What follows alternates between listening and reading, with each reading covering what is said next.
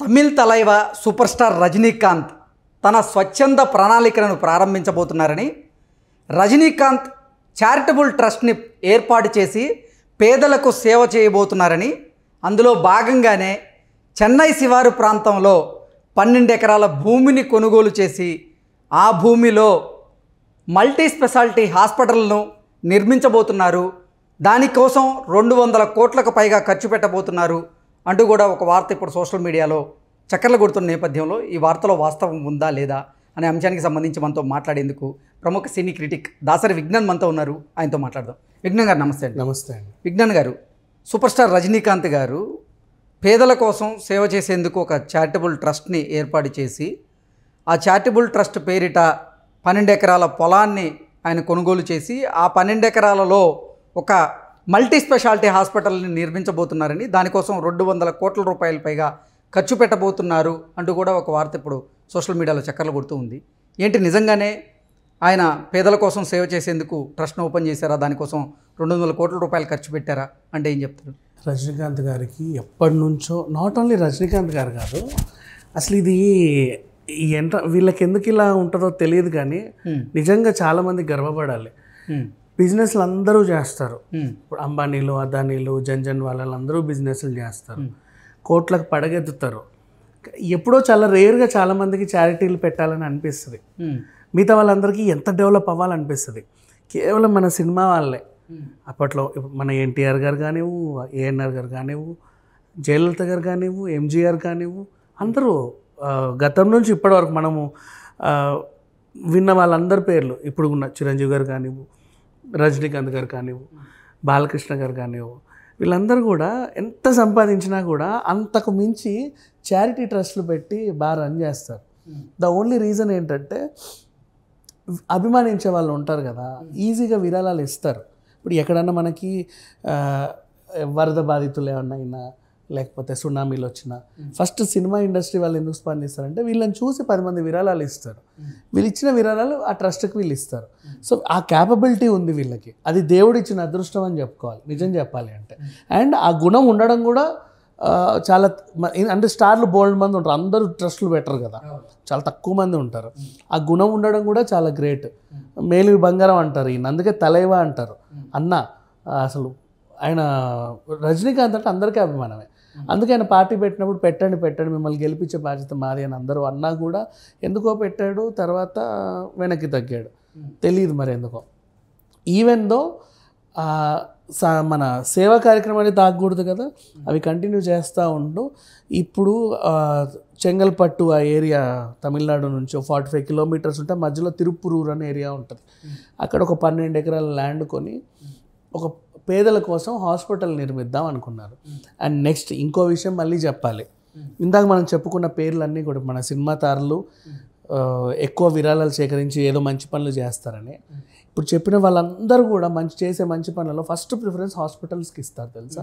అది ఎంత గొప్ప విషయం నిజంగా. ఇప్పుడు మహేష్ బాబు కూడా ఎన్ని చారిటీలు ఫస్ట్ ప్రిఫరెన్స్ గుండె ఆపరేషన్లకో దేనికో ఇస్తాడు.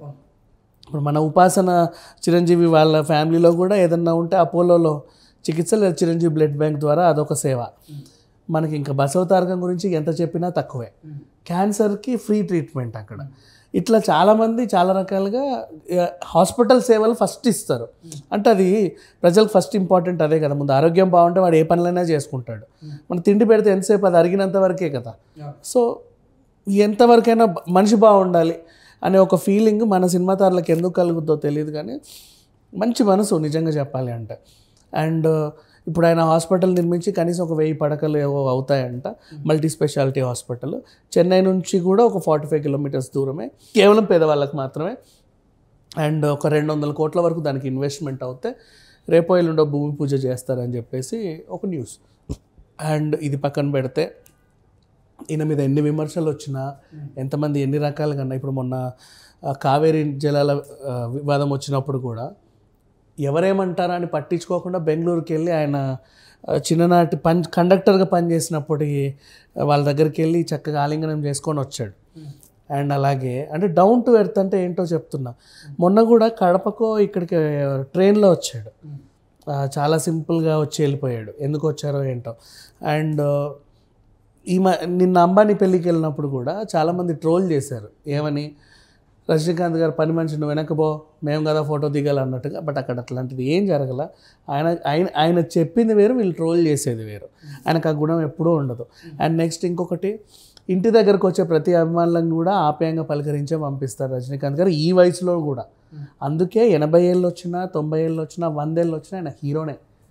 మిగతా వాళ్ళందరూ కూడా ఒక 60 క్రాస్ అయినా 70 క్రాస్ అయినా క్యారెక్టర్ ఆర్టిస్టులు అవుతారు, కానీ రజనీకాంత్ గారికి 100 ఏళ్ళు వచ్చినా ఆయన హీరోనే.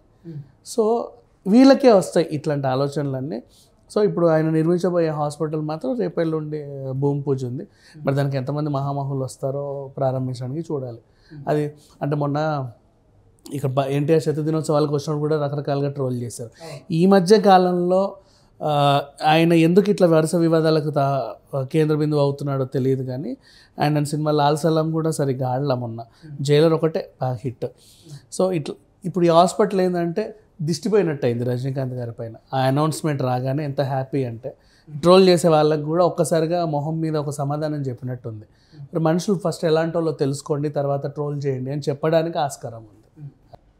ఓకే, అసలు రజనీకాంత్ గారు ప్రజలకు సేవ చేయాలి అనేటువంటి దృక్పథంతో, ఆ ఉద్దేశంతోనే ఫస్ట్ రాజకీయాల్లోకి రావాలనుకున్నారు. ఒక పార్టీని పెట్టబోతున్నా అంటూ కూడా ఆయన అనౌన్స్ చేశారు. ఆ విధంగానే కార్యకర్తలు అలాగే ఆయన అభిమానులతో కూడా చాలాసార్లు భేటీ అయ్యారు. కానీ ఎందుకో తెలియదు కానీ ఆయన పార్టీ పెట్టేటువంటి యోచన నుంచి తప్పుకున్నారు. తర్వాత ఆయన ఎట్టి పరిస్థితుల్లో పేదవాళ్ళకైతే సహాయం చేయాలి అనేటువంటి ముఖ్య ఉద్దేశంతో ఆయన ఈ మల్టీ స్పెషాలిటీ హాస్పిటల్ని కట్టించబోతున్నారని, దాంట్లో కొన్ని వేల మంది పేదలకు ఉచితంగా వైద్య సేవలు అందించబోతున్నారు, దానికోసం 200 కోట్లకు పైగా ఆయన ఖర్చు పెడుతున్నారు అంటూ కూడా వార్త వస్తున్న నేపథ్యంలో ఏంటి నిజంగానే ఆయన కట్టించబోతున్నటువంటి హాస్పిటల్స్లో ఉచిత సేవలు ఉండబోతున్నాయా అంటే ఏం చెప్తారు? హ్యాపీగా. ఎందుకంటే ఎక్కడి నుంచి వచ్చాము అనేది గుర్తుపెట్టుకునే వాళ్ళు చాలా తక్కువ మంది ఉంటారు. దాంట్లో ఫస్ట్గా చెప్పుకునే పేరు రజనీకాంత్ గారు అని చెప్పుకోవచ్చు. ఎందుకు ఈ మాటలు చెప్పాను అంటే జైలర్ సినిమా చూసిన వాళ్ళందరికీ అర్థమవుతుంది. జైలర్ సినిమా ఎంత పెద్ద హిట్టో తెలుసు, అందులో నటించిన రజనీకాంత్ గారు అప్పటికి ఎంత పెద్ద హీరోనో తెలుసు, ఆయన కోసం సైడ్ క్యారెక్టర్లు చేసిన వాళ్ళు కూడా ఎంత పెద్ద హీరోలో తెలుసు. అటు మోహన్ లాల్ గారు కానీ ఇటు మన శివన్న కానివ్వండి వచ్చారు కూడా. అవునా? ఆ సినిమాలో సీన్ చెప్పనా, 2 సీన్స్. రజనీకాంత్ గారి కొడుకు వేషం వేసిన ఆయన అడ్రస్ లేదు, అబ్బాయి ఎవరో ఎవరికి తెలియదు. అంటిల్ అండ్ అన్లెస్ ఈ సినిమా వచ్చాడు కాబట్టి ఈయన ఎవరా అని వెతికితే తప్ప తెలియదు. అంతకుముందు అడపదడప 4 సినిమాలు చేసి ఉంటాడు. నా కొడుకు క్యారెక్టర్, తండ్రి క్యారెక్టర్, కొడుకు షూ తుడుస్తాడు. ఏ హీరో ఒప్పుకుంటాడు ఇవాళ రేపు? ఒక్క హీరోని ఒప్పుకుంటాడు? అసలు సీన్ రాయడానికి డైరెక్టర్లు అయినా రైటర్లను ధైర్యం చేస్తాడా? చేయడు. నెక్స్ట్ మనవాడి కాళ్ళు తుడుస్తాడు, షూ వేస్తాడు. ఇది డౌన్ టు ఎర్త్ అండి. ఆ ఒక్క ఎగ్జాంపుల్ చాలు, ఇంకా ఎన్నైనా మాట్లాడుకోవచ్చు. అదే. ఓకే విజ్ఞాన్ గారు, థ్యాంక్ యూ సో మచ్.